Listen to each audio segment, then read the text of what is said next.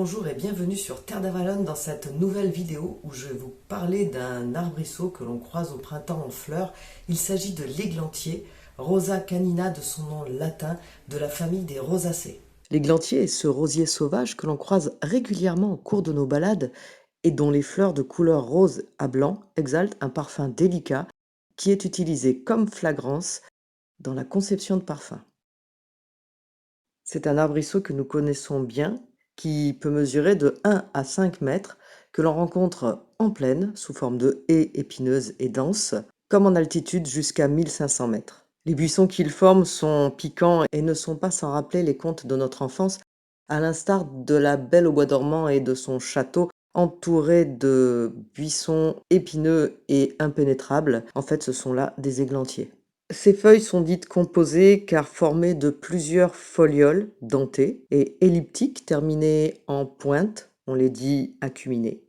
Ces feuilles sont portées par des tiges qui sont munies d'aiguillons acérés, ce qui rend leur manipulation relativement piquante. On nomme les fleurs de l'églantier des églantines. Ce ne sont pas les fruits mais les fleurs que l'on nomme comme cela. Ces fleurs portent 5 pétales distincts, souvent de couleur blanc à rose pâle. Une espèce particulière, le rosier de France ou Rosa gallica, a des pétales beaucoup plus rouges. C'est une espèce de rosier sauvage aussi qui est protégée car de plus en plus rare. Les fruits de l'églantier ne sont pas les baies que l'on connaît, ces baies caractéristiques que l'on nomme les cynorrhodons, mais bien des petites graines qui se trouvent à l'intérieur de ces cynorrhodons et qui sont munies de ces fameux poils qui ont fait la réputation de ce faux fruit. Nous venons de voir la partie botanique, maintenant nous allons nous intéresser à ses vertus médicinales. Et ces vertus médicinales sont assez nombreuses, ainsi que ses parties utilisées, puisqu'on va utiliser ce faux fruit que l'on aura auparavant pris soin méticuleusement de débarrasser de ses graines et de ses poils. Donc on utilisera la partie charnue du cyronodon, mais également les pétales de fleurs. Pour commencer, nous allons nous intéresser à la baie de l'églantier, baie qui, dit-on, contiendrait 20 fois plus de vitamine C que nos agrumes, quels qu'ils soient. Pour rappel, la vitamine C intervient dans notre métabolisme et ce à plusieurs niveaux. Elle permet la régénération de nos muqueuses, de notre peau, de nos os. En fait, elle va contribuer à la régénération de tous nos tissus conjonctifs. La vitamine C diminue la perméabilité capillaire, c'est-à-dire qu'elle va renforcer le tonus veineux pour les personnes qui ont des problèmes par exemple de jambes lourdes. Elle intervient également dans la fabrication de nos hormones et joue un rôle antiviral et anti-infectieux qui n'est plus à démontrer.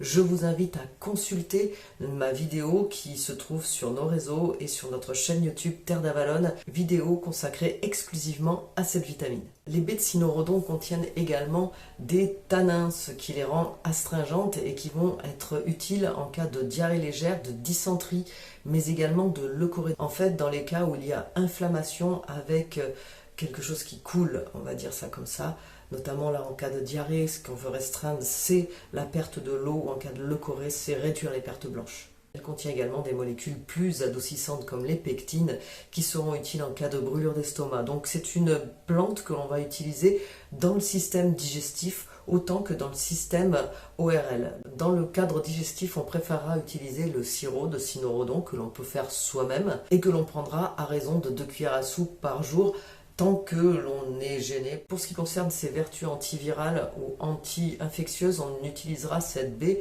sous forme d'infusé. Je disais tout à l'heure qu'on utilisait également les pétales des fleurs d'églantier.